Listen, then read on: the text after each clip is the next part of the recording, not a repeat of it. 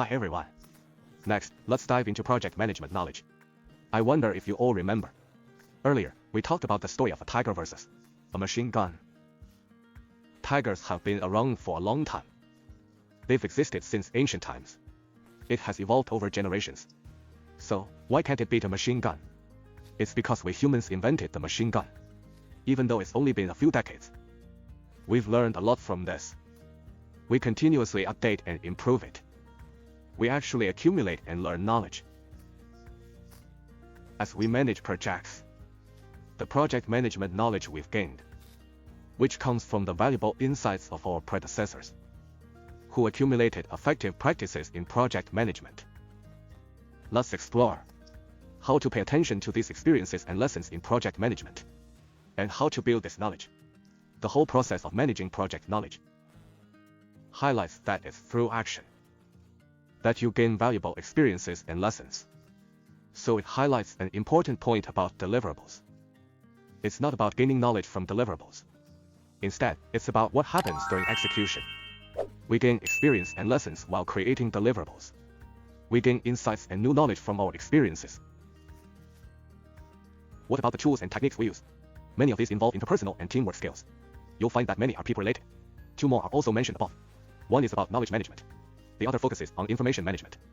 What do these terms mean? Let me give you a quick explanation. Knowledge management is about building good relationships with people, to engage effectively, and help them consciously share their experiences, the good and bad experiences they face. Then turn tacit knowledge into something explicit. Information management involves organizing this information, connecting this knowledge with people. In other words, it helps more people access knowledge quickly. Essentially, it means organizing information and making it easier for others to find it. We'll discuss this in more detail shortly. And there's an important outcome in this process. This is the lessons learned register. This term is quite familiar. We've mentioned this several times. You can think of it as, during a project's process, the experiences we've had, the lessons we've learned, we document them. This document is the lessons learned register. It also includes updates to the organizational process assets. In other words, after we finish this project, it may affect the entire project.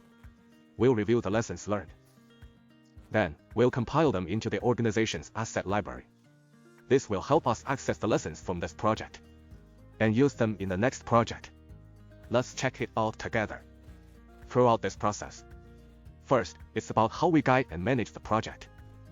During execution, we'll see both successes and failures, some great practices, and some lessons from what didn't go well. So, throughout this process, we'll gather these lessons to improve our knowledge management, the knowledge we oversee. If there's knowledge we need to use right away, that we need to use immediately, we typically update the project management plan. After updating the plan with this information, our plan will be executed later. When we carry it out later, we will follow this plan and execute it based on this plan.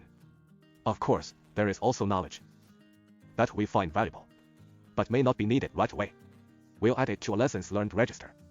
It may be useful in the later stages of the project. There's also some additional information. It could help the whole company. It can also benefit other projects. We want to update our organizational processes. Regarding project management knowledge, it's about using what we know to create new insights, and create new insights to achieve our goals. Additionally, creating new knowledge also helps us meet project goals. It also helps organizations learn.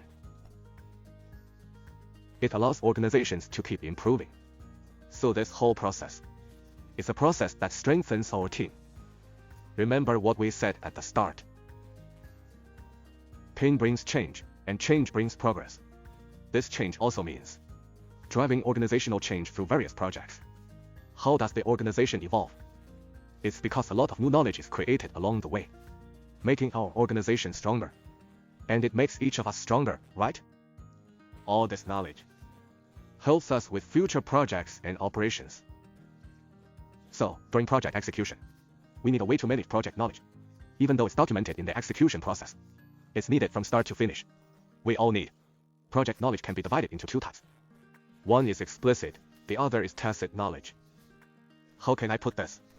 Usually, if we can use text, images, numbers, and so on, things that can be expressed directly, This is all explicit knowledge.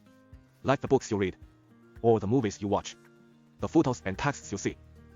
These are all clear examples of explicit knowledge. It's knowledge that spreads easily. And what about the other type, tacit knowledge? It's what individuals find hard to express. Sometimes we say it's understood but hard to express. For instance, if you follow a leader, that leader's beliefs in these situations, resilience, insight, and business savvy. These qualities reflect his sharpness in understanding things. It's not something you can sum up in just a few sentences. That can be easily expressed. So it's a type of knowledge that's hard to articulate. It's also a form of knowledge, tacit knowledge. In reality, this often happens. Explicit knowledge is certainly very important. However, tacit knowledge often proves to be even more crucial.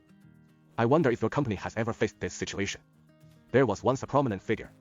After a certain tech leader departed, causing a complete collapse of a business segment. Has this happened before? If so, that's really unfortunate. It could be the process of turning tacit knowledge into explicit knowledge. Wasn't done right. The knowledge wasn't made explicit and shared with others. So now you'll see that many large companies, big organizations have their own corporate universities. These corporate universities aim to capture knowledge gained during research, development, and manufacturing, including valuable experiences, lessons, and insights. It can be made into a PowerPoint. It can be turned into an internal course, turning it into clear knowledge to share with everyone. In our knowledge management, we manage both explicit and tacit knowledge. Explicit knowledge is easier to share. Tacit knowledge needs to be turned into explicit knowledge for sharing. There's often a misunderstanding here. Many think that knowledge management is just about recording this knowledge. Is that really the case? Actually, it's not. Some knowledge just can't be captured, or it's hard to sum up in a few words. It takes time to really develop it. That's why we have a tool called knowledge management, to enhance interactions among people through this person-to-person sharing, to share and communicate information. Another common misunderstanding is that many believe knowledge management only occurs at the end of a project, to gather lessons learned for future reference. Is that really true? Clearly, that's not the case. We're working on a project. You probably just faced this issue. It might not come up again for a while. So when should we summarize our lessons? We should summarize anytime, anywhere. And it's best to do it right away.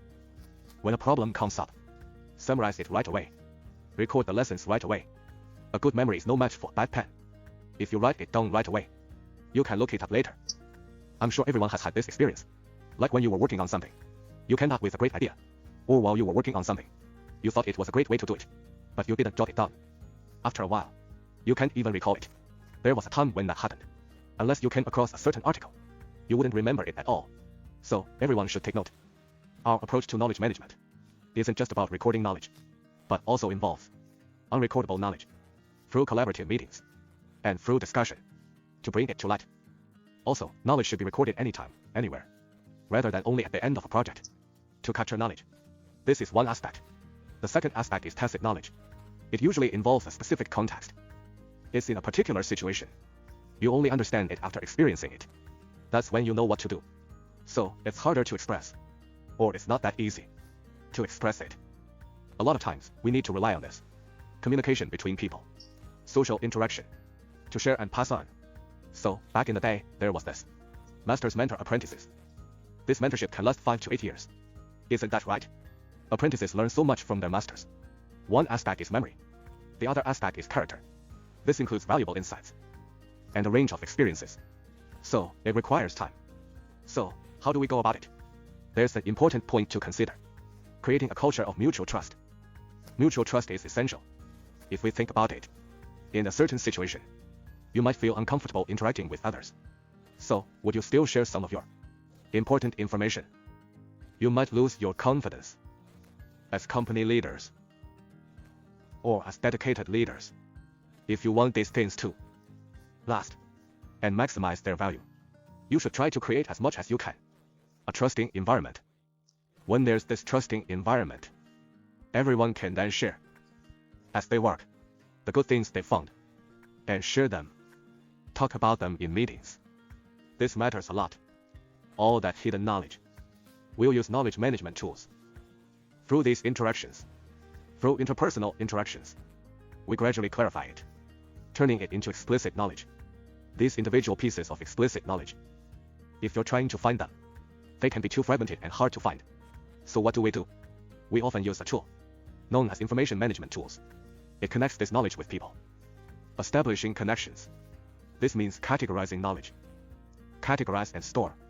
Then create an index. This makes it easier to find. This way, we can create a lessons learned log. We can build an organizational asset library. This helps us find things more easily. This means there will be more patterns. So our knowledge management should cover everything. Before the project begins, during the project kickoff, when the project wraps up, we all need to manage our knowledge like this. Whenever we find good practices or any pitfalls, we should document them. This will make things easier for us later. When we face similar situations again, we'll know how to handle them. And in upcoming projects, we'll know what to do when we encounter them.